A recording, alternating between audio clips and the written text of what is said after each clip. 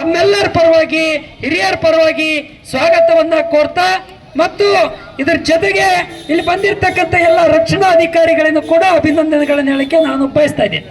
ಬಂಧುಗಳಿಗೆ ಆಲ್ರೆಡಿ ಹಲವಾರು ವಿಷಯಗಳನ್ನ ಸ್ವಾಮೀಜಿಗಳನ್ನ ತಮ್ಮಂದೆ ಮತ್ತು ರಾಜೀವ್ ಬರ್ದಾಳ್ ಅವರ ಮತ್ತು ಸಿದ್ದು ಅವರನ್ನ ತಮ್ಮಂದೆ ವಿಷಯಗಳನ್ನ ಪ್ರಸ್ತಾಪ ಮಾಡಿದ್ದಾರೆ.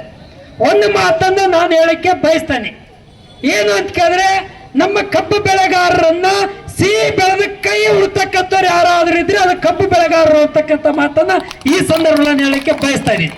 ಆದ್ರೆ ಈ ಸಕ್ಕರೆ ಕಾರ್ಖಾನೆಗಳನ್ನ ಯಾರ ಮೂಲಕ ಇವತ್ತು ರಾಜಭಾರ ಮಾಡ್ತಕ್ಕಂಥವ್ರು ಅನ್ನೋಂಥದನ್ನ ಅವ್ರು ಹಿಂದಕ್ಕೆ ತಿರುಗಿ ವಿಮರ್ಶೆಗೊಳಗಾಗಬೇಕು ಅಂತಕ್ಕಂಥ ಮಾತನ್ನು ಕೂಡ ಈ ಸಂದರ್ಭದಲ್ಲಿ ಹೇಳಕ್ಕೆ ಬಯಸ್ತೀನಿ. ಯಾಕೆ ಮಾತನ್ನು ಹೇಳ್ತಾ ಇದ್ದೀನಿ ಅಂತ ಕೇಳಿದ್ರೆ, ಅರೆ ನೀವು ಸಕ್ಕರೆ ಕಾರ್ಖಾನೆಗಳನ್ನ ನಡೆಸಿ ಎಸಿ ರೂಮ್ ನಲ್ಲಿ ಕುಳಿತು ಬಿಸ್ಲರಿ ಬಾಟಲ್ ನೀರು ಕುಡಿತಕ್ಕಂಥವ್ರು, ಎಸಿ ಕಾರ್ ಓಡಾಡ್ತಕ್ಕಂಥವ್ರು, ನಿಮ್ಮ ಹೆಂಡ್ರ ಮಕ್ಕಳನ್ನ ಮೋಜು ಮಜಾ ಮಾಡಿ ಐಷಾರಾಮಿ ಜಿಂದಗಿ ಮಾಡಕ್ಕೆ ಅರೆ ಬದ್ಮಾಸ್ರೆ ಈ ಕಬ್ಬು ಬೆಳೆಗಾರರ ಶ್ರಮಜೀವಿಗಳಿಂದ ಅಂತಕ್ಕಂಥ ಮಾತನ್ನ ಮರೆಯಬಾರ್ದು ಅಂತಕ್ಕಂಥ ಮಾತನ್ನು ಈ ಸಂದರ್ಭದಲ್ಲಿ ಹೇಳಕ್ಕೆ ಬಯಸ್ತೀನಿ.